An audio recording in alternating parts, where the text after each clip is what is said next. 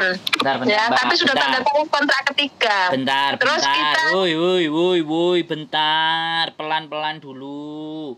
Jangan banter, jangan nyerocos dulu, Mbak. Pelan-pelan sebentar. Oke. Ini saya masukkan ke konten. Jadi itu penting. Jadi pelan-pelan biar yang lain juga bisa dapat pelajaran dari sampean. Oke, kita mulai. Bagaimana, Mbak? Bagaimana?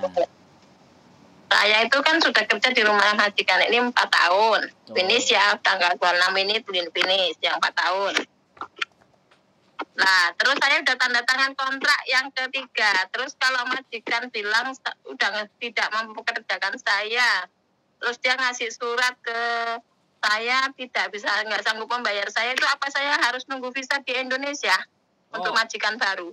Enggak, berarti itu financial problem. Oh gitu ya, berarti saya bisa nunggu visa di Hong Kong ya? Bisa pakai banget. Oke. Kalau gitu nanti saya hubungi Mas Andro lagi ya, seperti itu aja. Saya cuma mau nanya gitu karena saya dapat info, nggak bisa nunggu visa di Hong Kong gitu loh. Bisa. Kalau itu kan masalahnya. Kalau bisa nunggu visa di Hong Kong. Yang penting nanti majikan saya. Oke. Ya. Yang penting nanti benar-benar suratnya itu financial problem. Iya. Dia pun nanti ditelepon imigrasi, dia pasti ngomong seperti itu, dia bilang bukan ke imigrasi, di suratnya. Oh, di suratnya. Surat di suratnya dia sudah bilang seperti itu nanti. Bukan bilang, ditulis. Bukan bilang. Iya, ditulis, ya tanda tangan. Iya, benar ditulis. Sampean harus cek. Sampean harus cek benar-benar. Karena bisa jadi itu nanti masalah buat sampean kalau sampean nggak perhatikan. Ya udah, saya bilang saya minta surat tertulis bahwa saya sudah tidak sanggup membayar pembantu saya. Ya. Saya terpaksa membatalkan kontrak yang ketiga. Saya hanya memakai dia 1 bulan 2 bulan ini saja gitu. Sampean harus pegang itu. Sampean harus juga bawa. Jadi nggak cuman agen, nggak cuman imigrasi, sampean sendiri juga harus bawa. Tulisannya nggak usah panjang-panjang. Financial problem gitu aja udah selesai. Terus dia tanda tangan, selesai. Tapi dia nggak bisa bahasa Inggris, dia pakai bahasa Gedek pasti. Ya, yang penting sampean masih bahasa Gedek, sampean bisa mengartikan bahwa kata-kata yang dia tulis itu masalah keuangan. Karena kan sekali lagi kita bukan suudon, tapi kan kita mau menjaga diri kita gitu loh kan. Kita mau agar aman. Jadi sampean buka HP sampean Google Translate, artinya apa? Masalah keuangan. Oh, berarti beres. Jadi gitu. Makasih sekali Mas Andro karena sudah memberi saya jelas gitu loh tadi saya gini kan. Betul. Kalau saya dari anak-anak harus pulang, Mbak Wati harus pulang nunggu di Indonesia. Saya tanya agent saya, kamu tuh masih kontrak ketiga baru gini banyak macamnya kan. Tapi majikan saya bilang memang aku kalau nggak bisa bayar ya kamu pindah agent aja karena agentmu juga maafan, dia bilang gitu. Siap. Aman, sampean masih bisa cari majikan lagi dan tunggu visa di Hong Kong.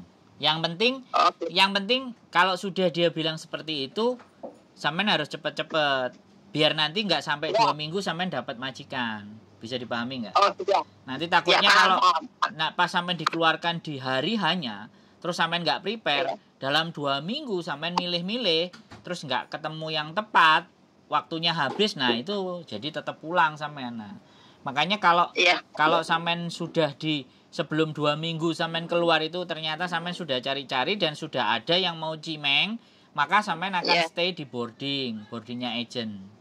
Itu akan jauh lebih enak. Jadi bisa turun langsung pindah ke majikan baru. Begitu ceritanya Mbak E. Itu penting. Jadi penjelasannya Mas. Jadi prepare waktu itu harus penting karena saya tahu kadang-kadang anak-anak itu kalau udah finish atau apa itu maunya yang ini, majikan maunya ini, sedangkan nyocokin majikan itu kan belum tentu toh, Mbak. Paham? Iya, kita harus yang menyesuaikan diri sama majikan karena kita ikut orang ya kan. Nyari jodoh itu kan nggak angger dirabi ae kan, harus ngerti perangainya, sembarang kalir macam-macam. Iya, namanya kita di Hong Kong harus ya sama kayak negara beton, kita harus kuat seperti beton, seperti baja ya kan. Gitu aja lah Mas, karena saya udah lama di sini loh. Mantep. Ini sudah sering nonton konten saya ini kelihatannya. Ya sering. Saya sering sampai kejujuran Mas Andrunya nonton sayanya nggak tahu kemana gitu. Terima kasih. Sehat selalu pokoknya buat sampai. Iya. Oke, ada lagi yang ditanyakan? Cukup? Saya nanti kalau saya nanti jadi keluar itu saya bilang kamu masih kerja di sini dulu, kamu baru cari seperti itu, dia bilang. Siap. Siap. Makasih ya Mas Andro, nanti pasti saya hubungin. Ya nggak apa-apa, sama siapapun nggak ada masalah, yang penting sampean jelas, sampean ngerti, sampean paham, nggak bingung, itu yang paling penting. Yang paling penting. Siap. Iya. Oke. Makasih ya Mas. Sehat selalu. Penjelasannya makasih sekali, Tuhan memberkati. Amin, Tuhan memberkati. God bless you. Oke. Selamat malam. Malam, yuk. Oke teman-teman semuanya, luar biasa ya. Ini financial problem ya. Teman-teman harus memastikan bahwa surat finish kontraknya itu memang benar-benar tulisannya financial problem. Soalnya kalau nggak kayak gitu nanti yang repot teman-teman lah. Ya, jadi kalau sudah ada catatan dari situ dan teman-teman pegang nanti ke agent lain mau menaikkan ke imigrasi itu lebih enak. Jadi salinannya yang 3 biji itu yang buat imigrasi, buat kita sendiri, buat majikan itu sama semuanya tulisannya financial problem, ada tanda tangannya. Kalau enggak ya memang kopian, yang aslinya mau ditaruh di imigrasi, aslinya kasih pegang majikan, yang penting sampean pegang kopinya dan benar. Jadi seperti itu ya teman-teman. 3 hal sekali lagi saya menyampaikan, ada 3 hal teman-teman masih bisa mencari majikan di Hong Kong. Yang pertama tadi financial problem, yang kedua relocation atau majikannya pindah ke luar negeri, yang terakhir adalah meninggal dunia yang tanda tangan. Oke, jadi gitu. Piye bojoku guyang-guyu wae. Mbak E. Oke, karena ini masalahnya majikan financial problem. Bangkrut.